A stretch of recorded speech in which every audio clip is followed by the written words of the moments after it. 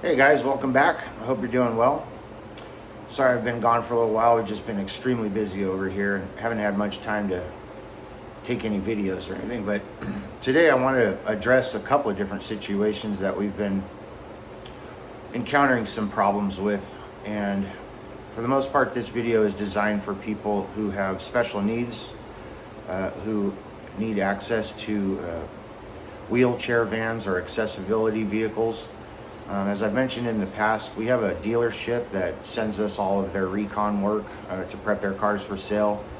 And every so often we get their customers and that have been involved in a collision or some sort of insurance claim, and we help navigate them through that. But today, I wanted to reach out to these folks and let you guys know that there is an issue that your insurance company is not telling you. And we've got, we have two of these cars in here right now that were, these customers were told by their insurance company. I won't name any names, I'm sure you can figure it out, but they're big box insurance companies. Customer got into an accident, and insurance company told them to head out to one of their preferred shops that was in network, or what we call a DRP. And essentially, this one vehicle that we had sat in the parking lot for over a week. And this body shop essentially tried to total it. This made the customer extremely upset. She disputed it and made some phone calls, and then somehow stumbled on me.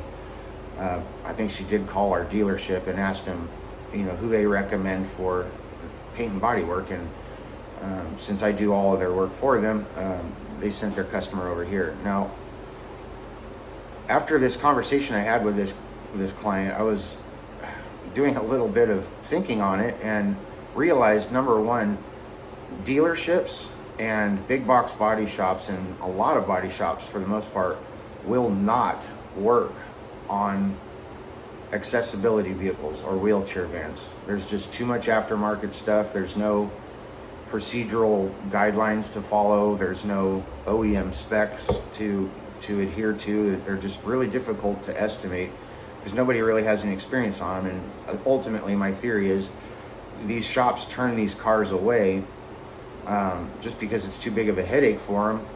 Maybe there's too much liability, and ultimately they're probably too busy to even care. Now, not to be overzealous or anything here, but these are folks that have special needs. They're kind of, their hands are tied more or less when it comes to finding a repair facility to handle this stuff, and all they're doing is taking the recommendation of their insurance. Now, insurance and these big box body shops, they're all kind of in bed with each other, so I found it hard to believe that this body shop would hold on to this car for an entire week if they knew that by default they don't work on these vehicles. Why hold on to the car for a week? I mean, this poor customer's in a rental, and now she's lost over a week of her rental allowance, while this body shop drags their feet, tries to total the car, and then ends up towing it over here. We audit their sheet, and their $7,000 repair we turned into a $3,600 repair, right around 45% threshold. I was a little shocked. I mean, if this customer would have walked into this big box body shop and says, yes, I have an accessibility vehicle and an insurance claim associated with it, well, the receptionist should have said, I'm sorry, ma'am, we don't service those vehicles here, and then sent her home. But they kept the car for an entire week. They charged the insurance company, I'm sure, admin, tear down, storage, God knows what else. So, not only is this insurance company losing money on its rental, it's losing it on basically giving this body shop free money just to hang on to the car. Now the car's here, we have less than a week, we've got a week that's been shaved off of our rental capability, and now I'm under the gun. So this is only one car. I've actually got another one that's even a worse case scenario. So essentially, I've instructed this customer to, just be patient and let me work through this problem for her. And we're able to get her vehicle repaired for her because we have a lot of experience with them. But I guess ultimately my message to you folks is, if you're driving one of these vehicles and you do get into an accident or you do have some sort of repair needs, keep in mind, most shops will not touch your car, and definitely dealerships will not. And if they do, they're up to something fishy. So let's go take a walk. I'm going to show you these cars and kind of explain to you what we're dealing with, and hopefully you'll kind of understand the stress and anxiety that I have to go through being in the middle of these poor customers and these predatory corporate modeled body shops and insurance companies. So let's go take a walk. So the title of this video is the #1 problem with wheelchair vans. And it has definitely become our problem. So I've actually got 3 of these vehicles sitting here right now. One of them's from our dealer and 2 of them are from some insurance claims. So let's review this first one and brace yourself, because the behavioral pattern between the insurance companies and these body shops that are considered preferred network is pretty astonishing, especially when considering the special needs these customers have. I mean, every customer's special, they all have needs, but you know, when you're dealing with somebody that's obviously dealing with issues much larger, sometimes it requires a little bit more empathy and compassion for their need for a positive outcome. So check this out. So here's our first patient. This is an older Chrysler Town & Country. Got sideswiped. I think it was somebody else's fault. Somebody's insurance is paying for this, so of course I'm having to battle with that too. But this is the car. She had it taken to a preferred network facility, and yes ma'am, we'll take care of you, blah blah blah. They wrote up an estimate. The first one was well over $7,000, which put this at a total loss. She was pretty upset about that, and then they rewrote another one for a little over $5,000. I'm not sure how they were able to pull that off, but essentially that almost made it a total loss. Well, again, this customer is furious and she's requesting a second opinion. She contacted the dealership where she bought it, which happens to be our customer, and had it towed here. And as I mentioned before, by default, these well, I don't think the insurance companies care, but the body shops should, if they're trying to protect at least their Google reviews or their reputation. But I guess when you're based out of a, you know, sort of a corporate model, and most everybody's a 9-to-5er there,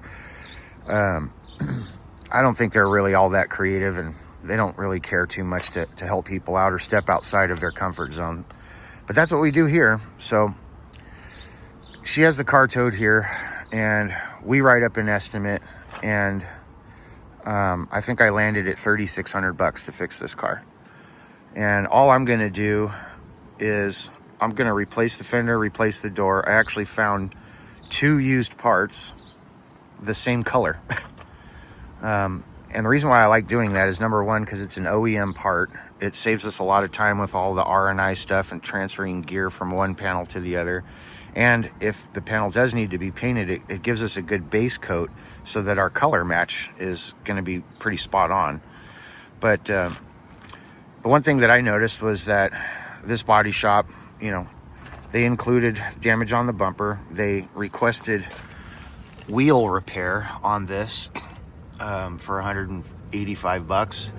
Although I don't see any damage to this wheel anywhere. You can see the leftover ink mark where they're looking at this little tiny scratch, trying to make some money off of the wheels.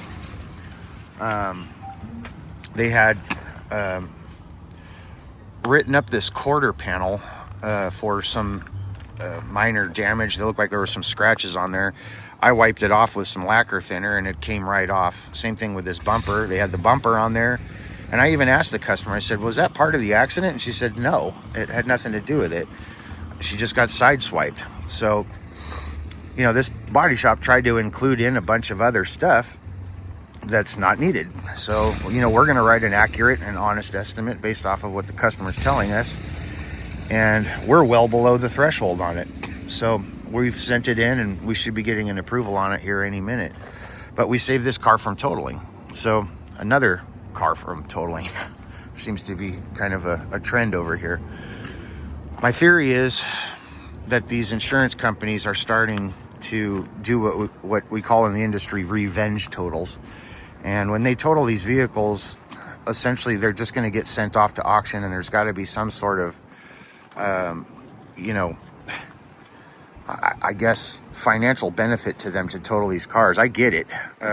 These cars are getting engineered a lot more complicated, and there's a lot of, computer and electronics and blah, blah, blah, and all this stuff. And it just intimidates a lot of body shops and insurance companies from, really putting the pen to paper to figure out a way to give the customer the best outcome. This is our other one here, and this is a very similar situation too. This woman has a child that has special needs.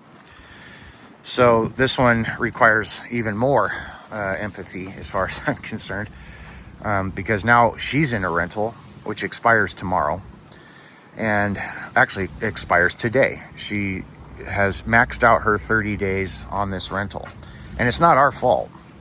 Took insurance company a while to figure out what they're going to do with this vehicle. They brought it in here, and I ordered this we're going to section this quarter panel. I have to buy the entire uniside for this whole car, and then eventually we're going to have to chop it in different sections to weld it up and paint it based off of what the insurance company is only allowing us to do. Now, in most cases, we'd be replacing the entire uniside, and I believe it's all the way down at the bottom as well. And we ordered that part 19 days ago. So essentially, we lost half of her rental coverage just waiting for one part to show up. And I had a big long argument with this insurance company yesterday about trying to figure out what we could do for this customer to help her out and to help us out. And all he could do was basically say, the only answer I can give you is, I won't say the name of the insurance company, but we'll just say the only answer I could give you is a bleep answer. I'm just thinking, how do you guys sleep at night? This poor girl and her family are in a rental car that does not cater to what they need. And our shop is tied up waiting for this uniside because it had to get shipped all the way across the country. And, this insurance company isn't willing to do anything about it. All they can do is give me their corporate answer. So essentially, what we're having to do is figure out ways to modify this repair so that we and modify our profit margins so that we can pay for her rental, on top of trying to figure out a way to pay for her deductible as well. We don't normally do stuff like that, but I got to tell you, this repair pulled at my heartstrings pretty good, and I'm hoping that some good karma comes my way as a result, because she's been an absolute peach, just a extremely patient and extremely loving customer. I mean, probably an absolute inspiration. So I guess in short, what I'm getting at here is, to all my customers that are out there, or anybody that's has these accessibility vehicles, before you get involved with the insurance company, before you get involved with the big box body shop, do some due diligence and do some homework, because what I'm seeing is something that I'm considering predatory, and they're just not really willing to help at all. These people always say, like a good neighbor, we're by your side. It's these slogans that these insurance companies come up with when I'm able to see what's happening behind the scenes just make me laugh. It's a complete lie. So anyway, keep in mind, if you have one of these vehicles, do not take it to a dealership. Do not take it to a big box body shop, because they will not work on it by default. If they keep your car for more than 15 minutes, something's up. They're looking to make free money off of your insurance company. And that's why everybody's insurance premiums are skyrocketing, because these crafty body shops are figuring out ways to just keep the car, because they'll charge for storage, they'll charge for tear down, they'll charge for the estimate, they'll charge administrative fees. This car will sit here for a week. They drag their feet knowing that they don't work on it, and the shop will make $2,000-3,000 just for parking it in the front yard or the front of their shop. And with customers like this, I just don't think that's such a good idea. So keep that in mind next time you have an issue where you need to get some body work done or some mechanical work done. Make sure you locate a facility that actually works on these cars, because I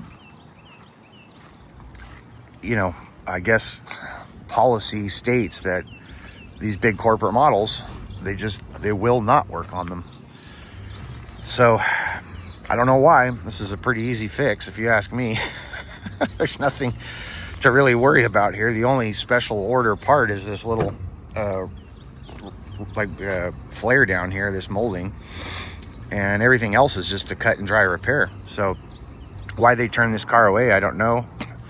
And why they kept it for a week, I do know. It's because they made probably $2,000 or $3,000 for storing it. So be careful out there. I'll keep you updated on this stuff, but it's tough being stuck in the middle of this whole ordeal and having to explain to the customer some of these really inhumane tactics that these big giant insurance companies and body shops and everybody else involved are forcing their potential customers to go through with no level of concern, and obviously with no conscience either. So hope you all have a blessed day. Last thing I'll leave you with is something my customer told me when I was breaking the bad news to her about this vehicle and her extended rental coverage. And I gotta actually look up the message that I got, because it made me break. It choked me up pretty good. So when I got back on the phone to update the customer with this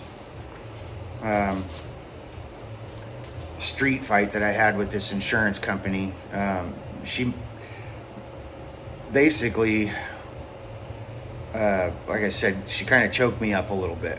I felt bad. I've been kind of struggling here a little bit lately, trying to keep up with our production, and I'm working pretty much 18 hours a day, 7 days a week, and having to force myself to take time off. And as I mentioned, being in the middle of these confrontations between insurance companies and my clients, and having to have two different lines of discussion, it's stressful, and it'll weigh on you a little bit, especially in this case. But she did say something to me yesterday that made me feel really good, and actually might be some good advice for anybody else that's out there watching this video. And that is, she says, Mike, you've exceeded my expectations and my experience